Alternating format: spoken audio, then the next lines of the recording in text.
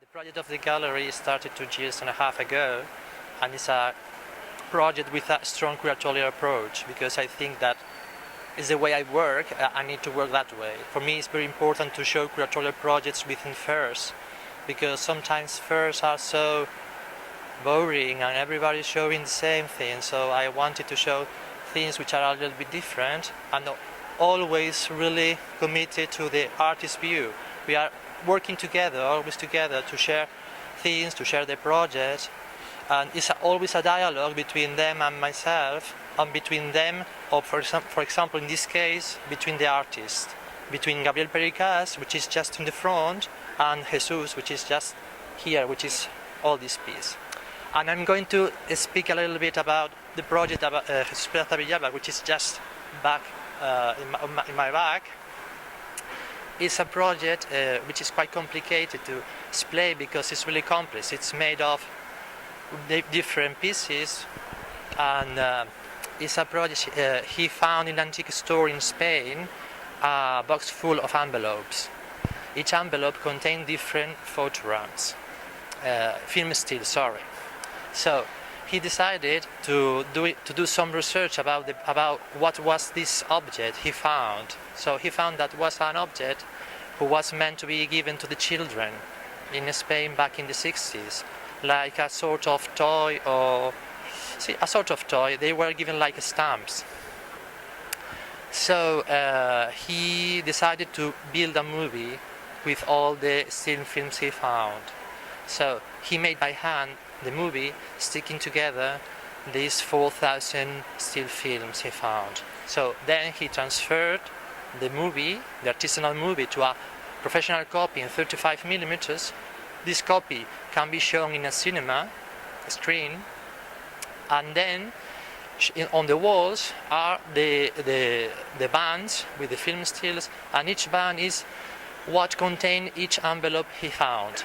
So then is the movie, which is there, and you see the movie is like there is no narration in the movie. In a way, it's acting like our memory, because when we think about our memories, about our past, it's impossible to have a narrative. You know, it's only glimpses of images that came to our minds.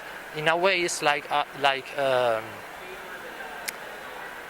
how our brain works. You know, it's in a way it's like that. History as well is a little bit like that for some of us.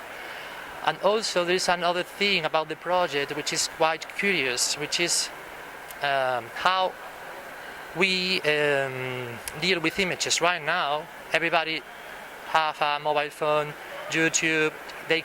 Everybody has access to the image, to cinema. And before, they didn't have it.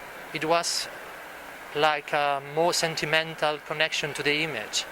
Right now, everything is so easy that there is no a sentimental connection to the image. So in a way, it's trying to put this, all these together, and also showing with Gabriel, who is a really young artist. And there's a difference between them, because Gabriel, he uses new media and technology, like this video here. He recorded this video with his mobile phone, and also the photograph, which is taken from Skype. But also they are both related, because Gabriel, he is playing with the idea of the constant moving. You know, always repeating.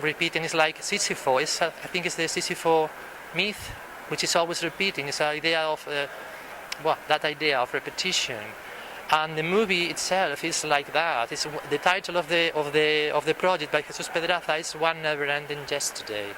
So they are in a way both connected. They are very different, but in a way they are related. Also, they are both related to the structural cinema from the 60s, because without knowing it, because Gabriel, this movie to work is almost really similar to a movie by Malcolm Legris from the 70s, which was called Berlin Horse, but he didn't know it.